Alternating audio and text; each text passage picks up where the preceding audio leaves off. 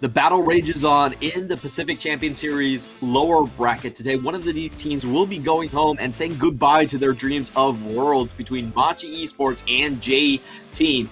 Now, in our previous game, J-Team has finally broken the curse and won their first playoff game against Machi through the entire PCS history. So congratulations to them. Maybe they can keep it going. First off, a big thank you to our sponsor, CTBC Bank, China Airlines, Chunghwa Telecom, and Caliber. This time, though, we do have news that Machi is switching up the formula. They are going to go onto the red side, and this has been a consistent thing throughout this entire series where you have had a lot of criticism for red side drafts. What do you want to see out of Machi? I'd like to see perhaps a little bit more adaptation. We'll see how they change up the calculus here in this game number 3, as it is now a best of 3, but you saw... if people did watch yesterday's series, they were very transparent in how they drafted. They early picked the Philios more times than not, which put them into a bit of a hole when it came to team fighting.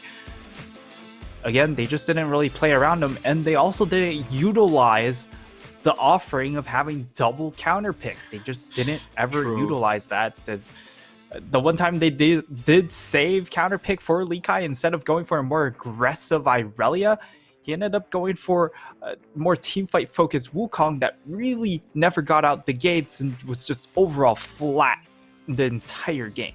I just want to give context to why we keep harping on this point about red side drafts. It's because last game was the first time out of 8 games in the PCS playoffs that red side actually won.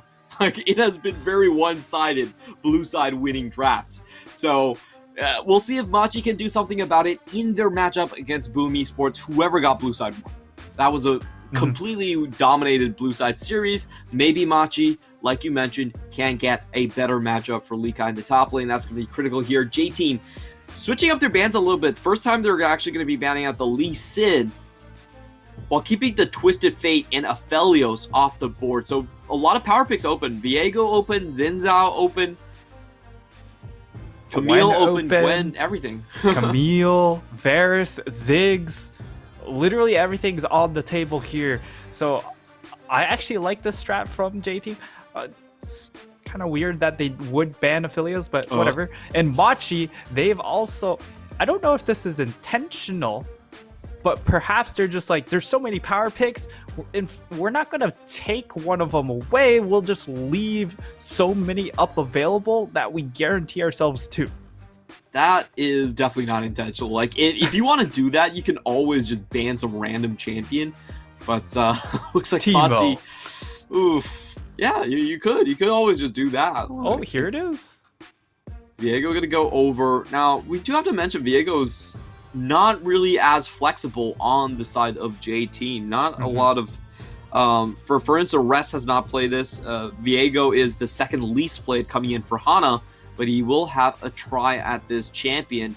J-Team stepping out of their comfort zone, making sure they take away from Gemini. And Machi going with, so far, a very comfortable draft. The strongest early game jungle in the pool that we have in the Xin Zhao, and the best late game carry that we have in the Ziggs. Yeah, already it's just...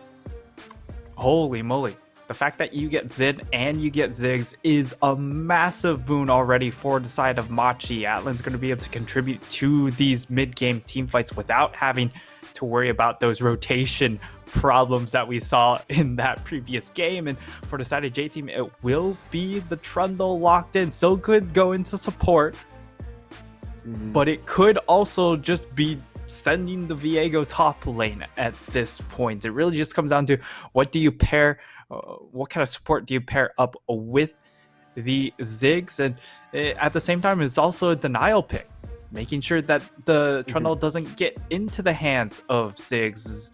Now it's going to be Leona being hovered, does have a lot of burst potential at level 6, but the problem is it pretty much plays straight into the hands of Trundle here. So I would assume that we're going to see Trundle straight into that bottom lane. Yeah, if you're going in for a trade against a Trundle, you better sure you finish off the AD carry, because you're not walking out alive. Trundle will stick to you, Chomp has a slow, Pillar has a slow, and every time Leona goes in, it might be your last. So We'll see what the bans are for Machi. So far, J-Team keeping their cards very close to their chests. Trundle has been a triple flex in the PCS. You can play top, you can play jungle, play support like you mentioned. So it's very hard to nail down where this will go in the very end. If we're just taking a look at the champion pools, though, if we're going by prior history, then Viego should be jungle and Trundle should be support. That is from JT's history, but it could definitely change up. I'm not 100% certain about that myself. And from the bans, it looks like potentially another Gwen coming out from J-Team, just making sure the counters are out of the way. Arise will be that next ban here, taking that away from G-Man, preventing him to make these early rotations. He might just end up settling onto something like a Silas pick here. Ooh. Sandra also a possibility, but it is going to be now the Lucian pick. So a bit of a skill matchup here coming in mid lane, which is definitely one of G-Mian's trademarks during the regular split, being able to just really flex on his mid lane opponent time and time again. And it does offer slight potential to get flex up top side, but we'll have to see about that one. All right, finally we're going to see what Russ is actually playing at top side. There's Nash in the background, whispering to his support. Woody is he is smiling very nervously, which also leads me to be very nervous. I wonder it's what pick they're going for. I hope not. I don't think Teemo has a good time against Ziggs and Xin Zhao. So okay, we'll be the Viego top lane, and Braum can be locked in for the support. A lot of skirmishing potential right here from J-Team. A lot of snowball potential. Machi have to answer with a Viego counter, which I'm not sure what would be a Viego counter, to be honest. It could be Lulu top. Could be Lulu's in mid, I think. Could be Lulu top or Lucian top. Either of those would work. The Lulu probably fits better into that mid lane, being able to buff up your Xin to aggressively attack the jungle coming in. And it'll just come down to the 20 seconds when we'll truly be able to solidify where they are going. But I could also see Lulu go top lane, given the fact that you are able to neutralize that matchup. And the function of Lulu in these fights is basically going to be the moment that Rest jumps in with the Viego ultimate, it is just going to be a polymorph immediately. So yeah, hopefully they're able to just burst him down in the duration of that polymorph.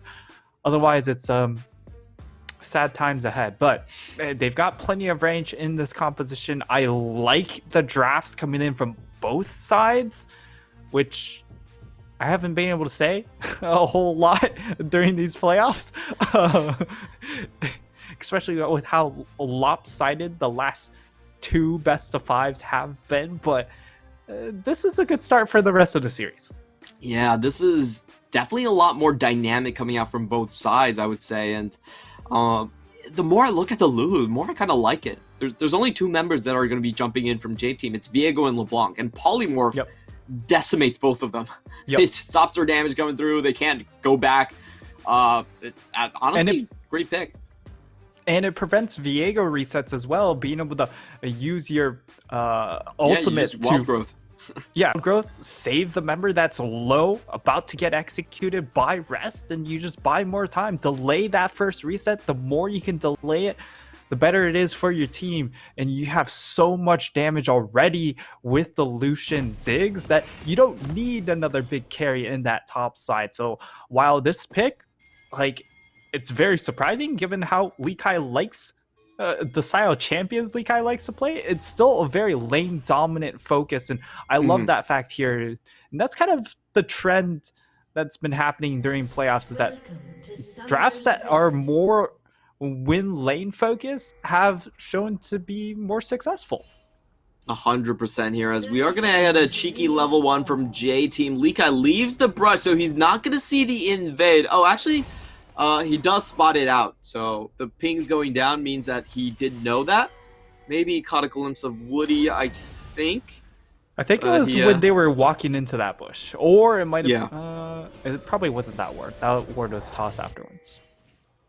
Yeah, but however he found out, he did spot that, but we are still going to get a deep ward coming in from both sides here. Jungle pathing is going to be transparent. And taking a look at the runes, once again, Hana with the Predator Trundle. We've seen this work spectacularly. We have also seen it fail horribly. So it's definitely an interesting one. It's a high risk, high reward sort of a rune choice, because you don't really win the 1v1 if you take this. Yeah, and with this Trundle rune, I would assume he's looking to just hard camp Lee Kai, as there's no reposition ability coming in from this Lulu, unlike the Lucian, where he does have a dash, also the Ziggs, which has a satchel charge to get yourself out of some sticky situations. However, if those abilities do get burned willy-nilly by these laners, definitely could offer an opportunity for Hana to punish. So I do like this Trundle pick in this lane phase. It's just a matter of, will he find those openings to actually take advantage of it? Yeah, we have seen Trundle just Hana being able to go from lane to lane to lane and just Predator around the map. It was incredibly effective. It was almost zero farm. That's the thing about it. It's like you can't fight 1v1. You can't counter jungle. You don't farm your own camps very well, but you can gank. So it's a very interesting build. Like, on paper, I just feel like Gragas might actually be a better pick if you're going for this, but Hana has been able to make it work. I will say that at the very least. Take a look at the bot lane right here. Very slow starts. We do have a tier coming in from Lil V. As I say, slow. We do have Machi starting up with the minion wave advantage. Straight up level 2 trade. Do get a little bit of HP off of that. Nothing too substantial. In the meantime, the mid lane is where my attention is focused at. This is a super difficult matchup to play. Early on, slightly Lucian favored, but later it goes, then the burst damage from LeBlanc can matter a little bit more in just swinging the lane.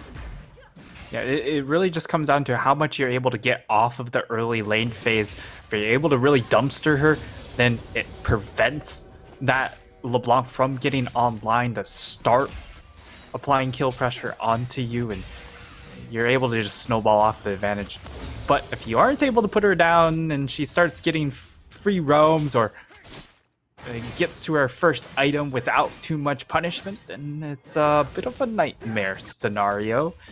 And, well, Gemini, I would assume that his duty is not necessarily going to be hard ganking these lanes. It's making sure that Hana does bait out mission. Gemini shows up for support, and we'll help him push this wave, it looks like. Just make sure he does get the clean reset.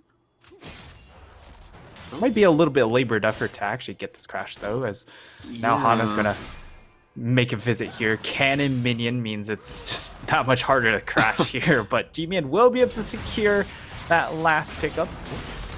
Stun does go down onto Leona in the bottom side. Zenith Blade doesn't go anywhere, and the QQs come out from Koala.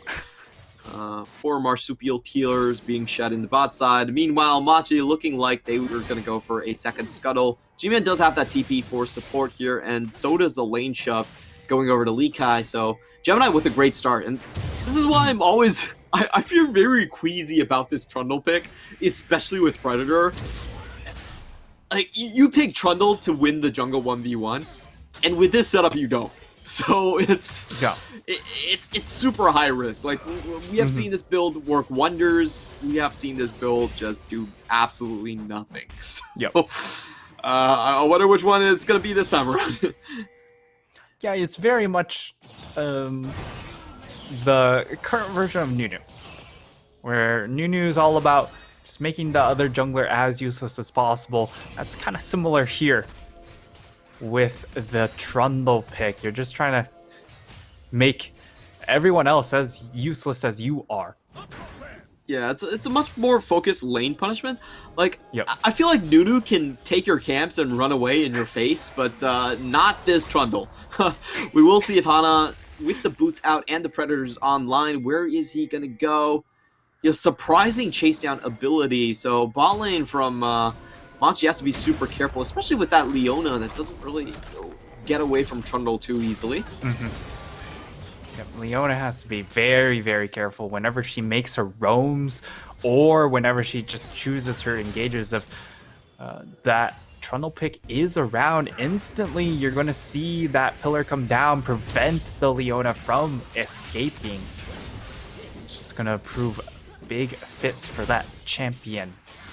But will be a crash coming in here from the side of Machi, preventing Woody from also getting the freeze, and they turn their attention over to Dragon. All around solid start from Machi, but Mission gets opened up onto, but he has the chains there. Does take down a lot of HP from... Oh, that was a great interrupt coming in from Hana. I wasn't even sure you were going to be able to do that, but apparently Pillar does stop the channel completely from the culling. And we will have Machi still securing the first Drake, which is, in my opinion, somewhat expected. I don't think J-Team are too upset about this. It is Lucian plus Xin Zhao with the Conqueror, so yeah, this is handled over. In the meantime, Atlan, great satchel charge, is going to get the knockback at the same time as the knock away. He's just going to get out pretty comfortably. And top lane, this is kind of interesting. I haven't been paying attention to that many top lane Lulu matchups. You might know more about this than I do. But we do have Swifties coming out first for Likai. He just values that extra movement speed, especially to neutralize a Trundle. Okay. Oh, full-on engage coming in with the early level 6 onto Woody. And the knockback, first blood for Atlan. Great play coming in right there. I don't know how to Raptor shot in there, but nothing happening in the mid lane. Well, satchel charge after the flash was absolutely terrific there, just knowing that they had the early level 6. Replay coming in, and yeah, this is just great combination there, and beautiful satchel charge to cut off his escape. It is going to cost the Ziggs flash, which could definitely be an opportunity, but going back to the Swifties purchase, it's really just to counter the Trundle, and now Rest has to burn a Heartbreaker with no resets. That is not good for their chances at going towards the Herald. We also have the full team swinging in from the bottom side, while Lil V doesn't have a TP. This is going to be uncontested. Yeah, you're completely correct. I'm getting all hyped up. I'm getting my play-by-play juices flowing, but it's probably for nothing. Machi's just going to take this one. Let's see if the True Shot Barrage does come through. It does, but does not find the target. And now they're sieging and on we have a mid. very opportunistic find directly underneath the enemy tower. Woody able to block out most of the damage, and Hana comes in. Machi just going for a straight play here. They feel like they have the poke advantage. Turret's not low enough for Ziggs. Hello? Sam? Huh? I guess they just wanted immediate gold. In terms of tempo, I understand that because they also already had the poke advantage. But yeah, it didn't go as 100% as planned. Yeah, that definitely should have been a tower getting deleted because of the fact he also have Ziggs, but they just botched that entire play. Machi still get the gold at the very least, and they get the gold from taking Herald. So overall, it's still a win. But I love the fact that on the side of Machi, you're seeing Merc Treads come out, and you're also seeing double Swifties come out here. Swifties not usually a purchase that comes up on supports, but when it comes to dealing with Trundle Pillar, there's no better tool than Swiftness Boots, as it reduces the impact of slows, and that's exactly what the Trundle Pillar is. It's just a massive slow. Doesn't give... it gives terrain control, but it's all about how much slow that you're able to apply in a certain area. Yeah, it's also a persistent slow, so a lot of times your Merc Treads aren't really going to help you with that one. J-Team in this bot lane, we have seen Lil V just farm up the entire time. He is going to be... he did start a tier, so this is a very strong 2-item burst build coming in from Lil V. Let's see if he can make any use of that. In the meantime, going back to the Trundle pick a little bit, I don't think this Trundle pick has worked out whatsoever. We've seen 0 ganks from a Predator Trundle. That's not how Predators operate. Yeah. It's not exactly reigning king of the jungle at all. He's definitely living up to the troll name instead. It's been very low impact. He, of course, isn't going to outfarm a Xin anytime soon as well. Well, Lee Kai on this Lulu, this was definitely a lane to watch out. That could have possibly been hard punished, but after the purchase of Swifties, it seemed like Hana was like, yep, I'm not really interested at all. And Lee Kai has been able to get out of this lane scot-free. Yes, the Viego pick will still scale up in team fights, but... Try number 2 coming in by Atlan. It's close. Takes a little bit of tower aggro, but it should be fine. Close. They're trying to hard force this one without using the satchel charge, and we have Gemini going into the fray. They take down the first Rest tower. is here. Hana is already low. Rest is on the side, but he can't find an angle to actually approach this team fight. Control. J-Team will get what they came here for. In the meantime, we do have Lil V pushing just a little bit, but he has to back out right quick as Machi now heading for the Drake. Maybe a second of the game here. And yeah, there's again no answer from J-Team. A really, really nice teleport coming in from Lee Kai very, very early, making sure that he's there in time before the Viego arrives. That's really key here. He has to get to the team fights to make sure he's able to either polymorph the LeBlanc or the Viego and to actually be able to wild growth his team in time before the resets start piling in there, and he was able to do so effectively. It prevents Rest from ever entering the fight there. Really well done from Machi. A little bit forced, but gets the job done, and there's still a minute left to try and get 1 or 2 more plates. I do want to take a look at Lee Kai's build here. I'm really not sure what he goes for. It seems like he has a whole assortment of trinkets that he's just hanging around. He's got the Costco variety pack. Oh, okay. That's what it is. But he's looking for his mythic item, which I would assume is going to be Shirelia's Reverie, but at the same time, he has the Oblivion Orb, which will spec into Chemtech Putrefier, which also pretty good into Viego. But you just have such a large mishmash that it will delay his item spikes just a bit. Yeah, also sneaking the tier in there to boot, so really is a bit of everything. The Corrupting Potion, a super interesting build. He's full build, you know? Oh, that's true. Can't argue with that. Yeah, look at how many item slots he has occupied, and then look at Rest. G-Man is going to open up onto Woody right here. Zenith Blade does not target the correct guy, and wow, that's just the last shot going in.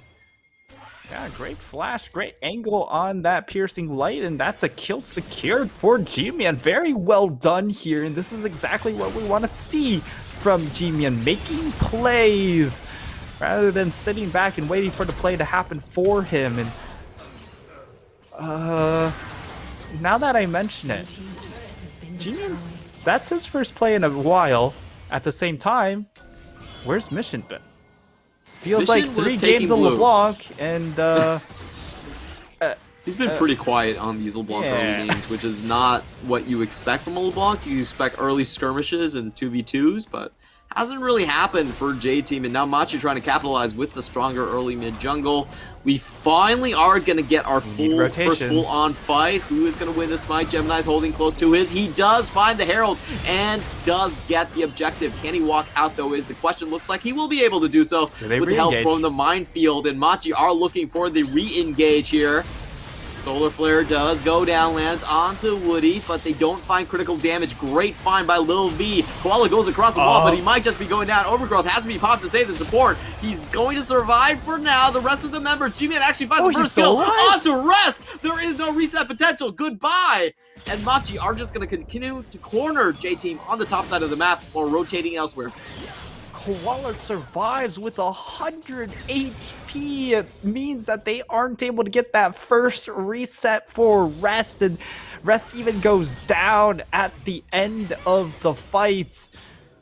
All things going in favor for Machi at the moment. It's a 4K gold advantage at this point in time, and that's such an impressive advantage. And you see the chase is sort of on because of how split the side of J-Team are. It does make it very difficult for them to collapse on perhaps over aggression, but then Koala gets a little bit too far out there, but buys enough time with the stopwatch and then able to get out with Flash. So because of the plethora of cooldowns he had available to him, he was able to make that play, but it also means he doesn't have those cooldowns for this next dragon. Yeah, that was pretty amazing for Machi, actually getting the Gale Force kill across the wall from Jimian. Make sure that the Rest goes down there. Such a beautiful section of the entire teamfight scape. Also talking about the Lulu builds, or once again, it will be the Moonlight Renewer, Moonstone Renewer, excuse me. So a very good skirmishing sort of build coming out here. A lot of HP regen going to go across the team. In the meantime, Machi's setting up to try and take this Infernal Drake down. 10 seconds away. Mission does have the TP, and he does have backline wards. So let's see if Mission can make something out of this team fight. Yeah, and the big power spike here is just being able to win elongated engages because it gives your team sustain in these fights. Will be an ult coming in. Only hits Gemini, and now the flanks come in. We'll see how well they can execute here. First chains landing on Koala. Not exactly the target you want. Gemini has won the previous smite where he's going in directly right now, trying to zone everyone away with the Crescent Guard. But the Drake resets. Finally, Gemini still finds it with the smite. Amazing stuff from him, and Mount Machi are cornering J-Team once again. On one side, J-Team members, double flashes pop instantly. They have to get out of dodge. Slow kite war by J-Team, but I don't think they can go back in onto this one. It's just going to be pucking away at Machi, just throwing stones here and there, making sure they can't chase up. But Machi overall win the war. Jimian going in again with the culling. Woody, 200 HP, but still alive. The door holds strong.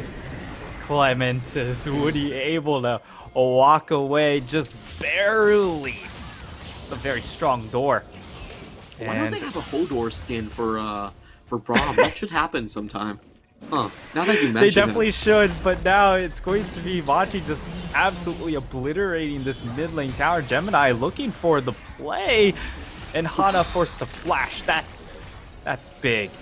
Because now you don't have that extra mobility. Finds Atlan out of nowhere. He's just dead. Are they going back for it? Oh, wait. Oh, he finds a satchel charge, though, There's at the very last second. That was pretty funny. This was I the kind of day wanted you to thought see you Atlan get killed. punished for that. This is the day you thought you killed Captain Atlan, but no, it wasn't to be. 1-0-0 has the completed Leandries and the Sork boots. Now getting himself another large rod. This champ will just get stronger and stronger, but even at the moment, G-Man with the completed Gale Force does a whole lot of damage himself, and this one item power spike is really nuts from Machi, but it still gets better from there.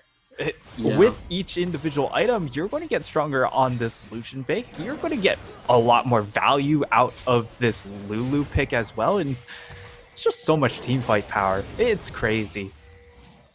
With the Moonstone Renewer, he doesn't even have to go for sustain in the second item. He's just going straight Lord Dominic's Regard, which I think works really well against the front line that J-Team has. You have a Hellstacker and Viego, essentially. So, yeah, this build is... Honestly, I think Machi just plotted this out. Their counter to Viego was beautiful. And something to know is that they did not play Lulu a single time in the top lane this split. This is completely playoff cheese coming for you. Yeah, and it was definitely unexpected in that regard. Especially when a lot of these players do like to play more of these damage carries rather than the supports, even though the Enchanter supports have been in a pretty good spot. But Mission goes in, gets the good damage on Atlan, less than half HP. Atlan dodges out of the Arcane Barrage. and we'll be safe for now. But that was a good attempt from J-Team. Definitely could have found the kill. Yeah, and if things got a little bit better there, he definitely would have seen Rest go for that teleport to try and finish them off, get that first reset, and hopefully snowball that into a win. But now, J-Team, they don't have the strength to 1-3-1 here. G-Man, he's just lying in wait. Mission!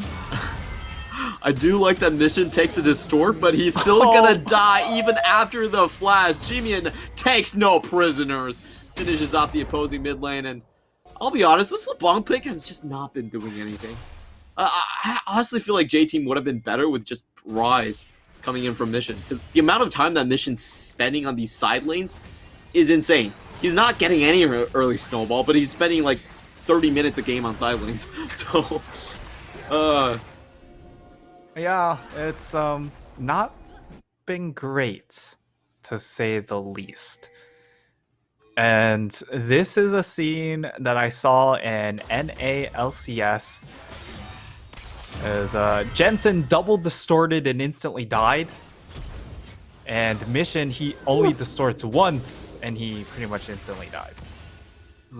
Gets the crit on the back end there. Beautiful stuff. And, oh, excuse me, it's not going to be the Lord Dominic's, will be the Sorelia's Grudge, meaning even more power on that side lane. And they are going to find Rest as the first one in the team. No resets for you.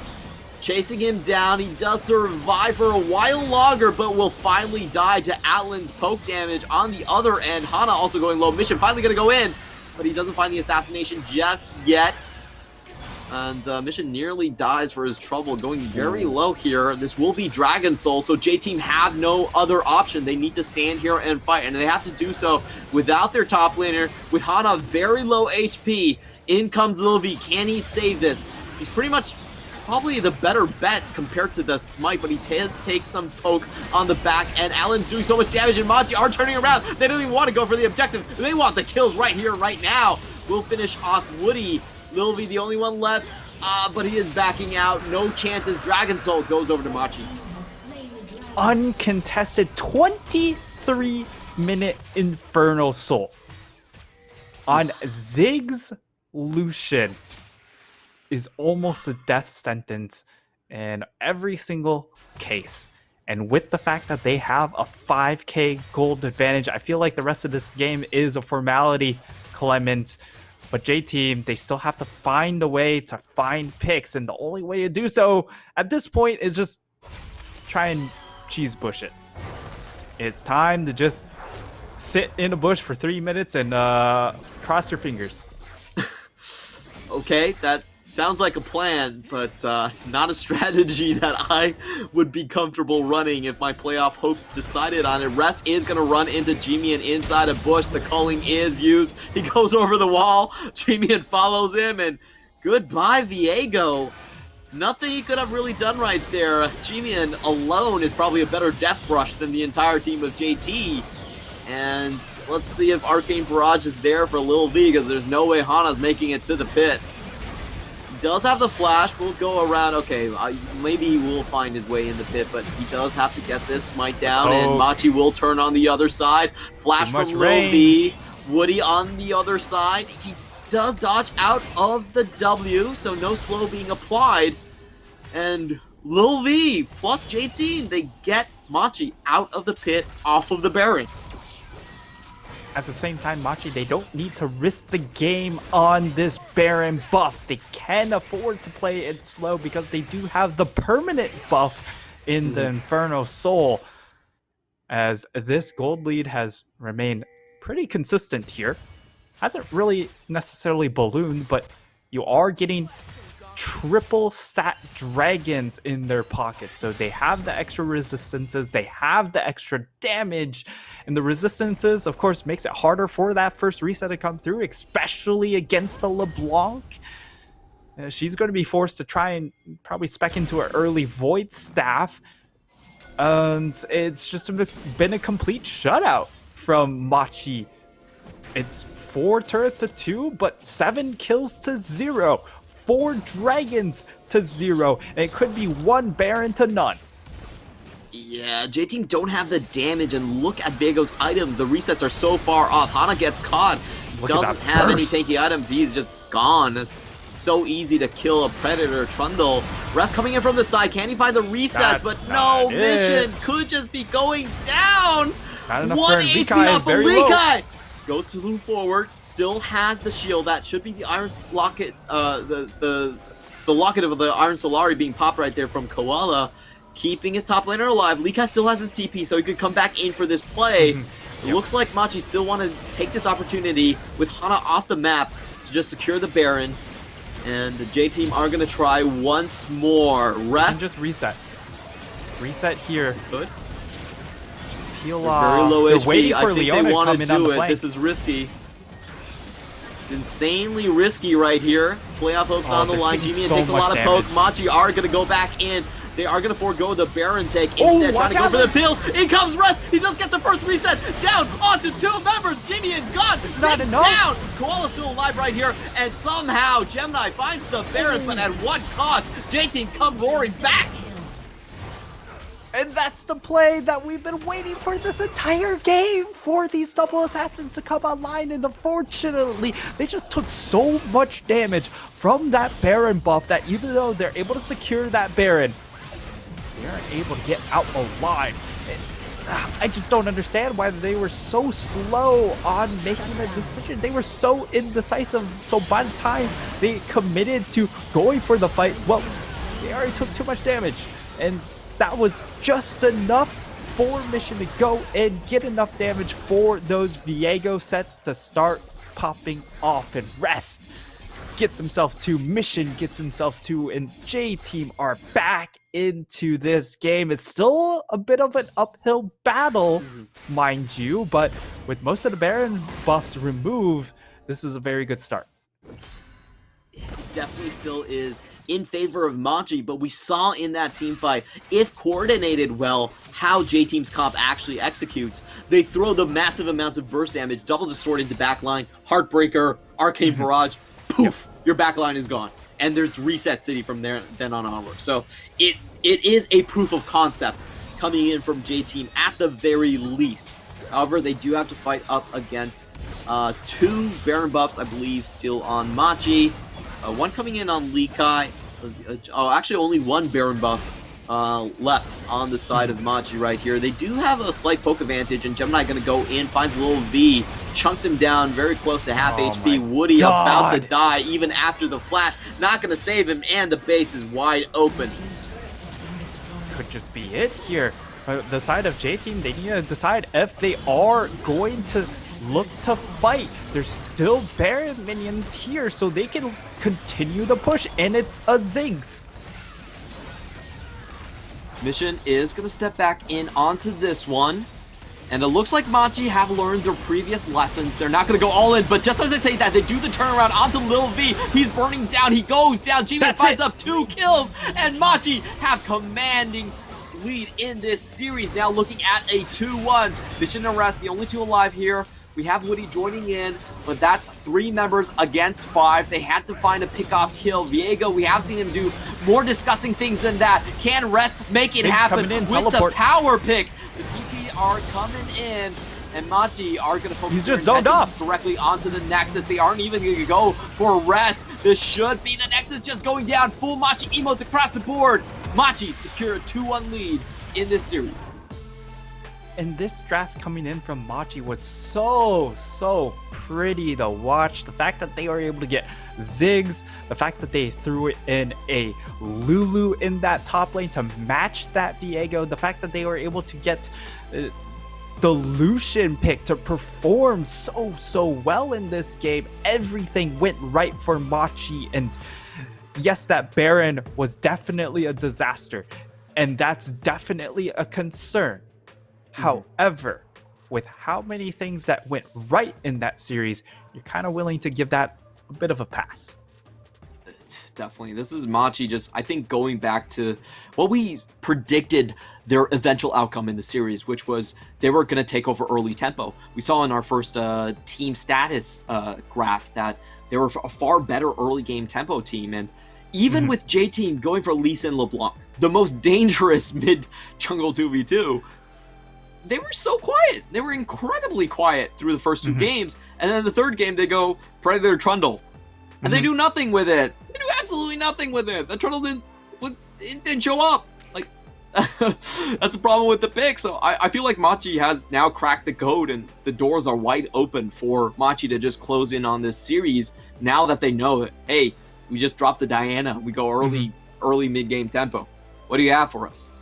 Yeah, and now the onus is on the side of J-Team here. It was very peculiar set of bans. They banned both the Lee Sin and the Aphelios, which were honestly... Lee Sin, Aphelios, Twisted Fate. Those were that was just such a weird ban phase.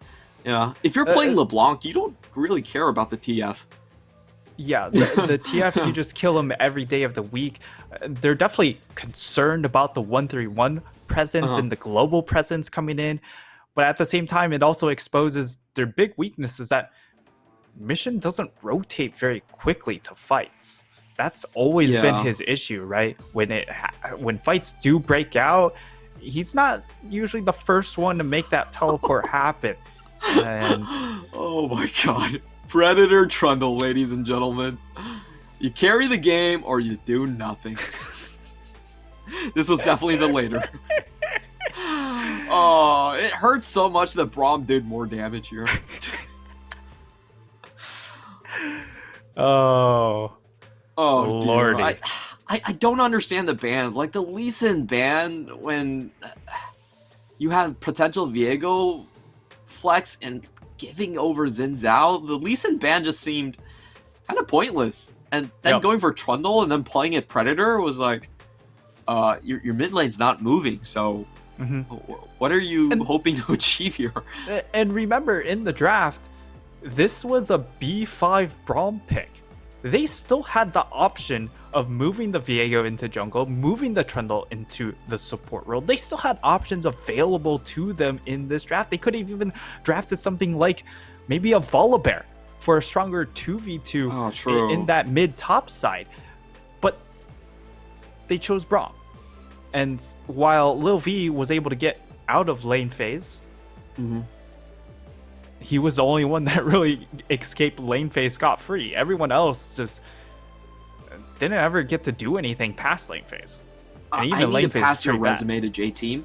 Wait a minute. I'm going to go make a call, but I 100% agree with you.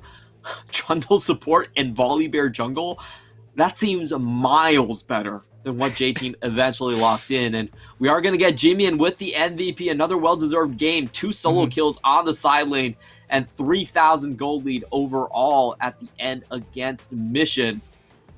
Machi, at the start of the season, they lost Mission and we thought they were going down, but Jimian is filling his shoes just perfectly. Yep. Jimian doing a very, very good job. He's just showed up massively this split here. Definitely in contention for MVP. It's definitely hard to put it past any of the PSG members, but given the fact that he's had so many big showings in these games, you know, if you could just remove PSG from the ballot, he'd be right at the top. I don't think that's potentially a valid way to get Jimmy an MVP, but I like the spirit. He's definitely up there. It's just if a team does go end up and play like 27-0 through the split, they're pretty much going to lock on the MVP. However, PSG are going to show up next week. We are heading into match point as Machi secure a 2-1 lead over J-Team. Don't go anywhere as we are coming into game 4 after the break.